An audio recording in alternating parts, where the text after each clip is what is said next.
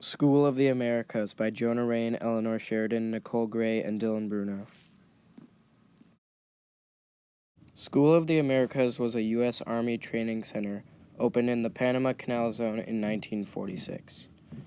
Over its entire history, the School of Americas has trained over 64,000 Latin Americans. Originally known as the Latin America Training Center Ground Division, it represented an effort to continue the military connections with Latin America established during World War II and to fill the space left when European powers turned to post-war reconstruction and no longer exerted the same influence over Latin American armed forces. The school soon changed to teach the basic fundamentals of military affairs down to the details of maintaining a jeep. This new effort was prompted by the concern about Soviet and communism encroachment in the Western Hemisphere. The school's core purpose was to contribute to the professionalization of armed forces in Latin America with U.S. direction and influence. Due to a foreign policy shift, the name had been changed again to the United States Army School of the Americas. The courses had also changed and included a heavy dose of anti-communist theory, counterinsurgency, and psychological warfare. Within 10 years, the school was teaching Latin American officers how to run their countries with such subjects as education, agriculture, horticulture, and providing postal service. At the same time, they were also taught not only to fight guerrillas, but also how to interrogate them.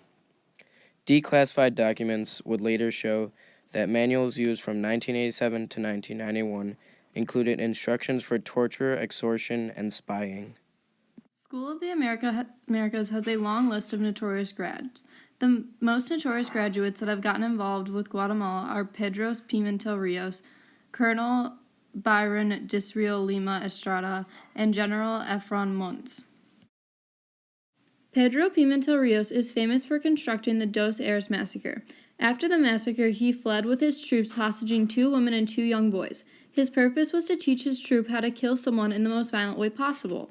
Years later, he fled Guatemala in fear of being prosecuted and landed in California and worked illegally in a factory there. In 2010, he was arrested by immigration authorities, and in 2012, he was imprisoned for 6,060 years for killing 200 people in the Dos Eres massacre. Colonel Byron Disreal Lima Estrada was arrested in January 2000 for involvement in the death of Guatemalan Bishop Juan Jose Girardi in 1998. Bishop Girardi was murdered in April 1998, just 2 days after his people released a report accusing the Guatemalan military for most of the human rights abuses committed during the country's civil conflict. General Efron Rios Mons was a former dictator of Guatemala who seized power in 1982. 2 truth commissions documented widespread human rights abuses by his regime. Abuses included rape, torture, executions, and acts of genocide against the populace.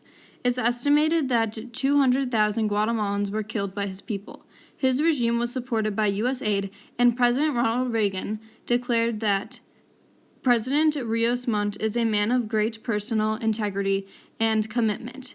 I know he wants to improve the quality of life for all Guatemalans and to promote social justice. The Dos Eres massacre of 1982 all started because Bishop Girardi published an article that made the military look bad and called them out on everything they had done that was unheard of. In a report called Nunca Más, Girardi found out that the military was responsible for 85% of human rights violations during the 36-year period of the Civil War.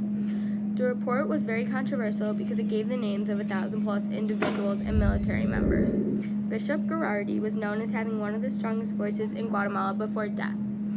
In the Dos Eres massacre in 1982, 300 residents were killed and 113 children under the age of 14 were killed. In addition, women were raped and children beaten. Later, they were thrown down wells, dead or alive. Gilberto Jordan, Colonel Byron Disrael Lima Estrada, his son, Captain Byron Lima Oliva, and Jose Abuelito Villanueva were responsible for all this. In addition, Pedro Pimientos Rios was accused and then deported from the U.S. to Guatemala, and then, upon arrival in Guatemala, arrested for this. In El Salvador, during 1980 and 1983, had the heaviest repression with massacres in rural areas, murders by death squads, and the killings or disappearances of teachers, students, workers, and journalists. Most of the killings died off when the U.S. provided a $6 billion for both the military and the economy for the El Salvador government. And with that money, El Salvador became one of the most disputable foreign policy issues during the Cold War. One of the bigger issues that occurred in El Salvador was the creation of the Atlicado Battalion, who was trained at the Schools of Americas. In December 1981, there was a massacre in El Mozote, and the Atlicado Battalion executed over 500 men, women, and children. There was another massacre by the Atlicado Battalion in El Calabozo in 1982, which had more than 200 people killed and tortured. Not only was this battalion part of massacres, it was also a part of many assassinations in El Salvador. One of the assassinations was when a couple of officers from this battalion went on and shot 6 Jesuits for being portrayed as a rebel that should be eliminated. With the training from the Schools of the Americas, they had no problem breaking in and eliminating their target. The Schools of the Americas is clearly out of tune and stubbornly immune to reform, and they should be immediately shut down.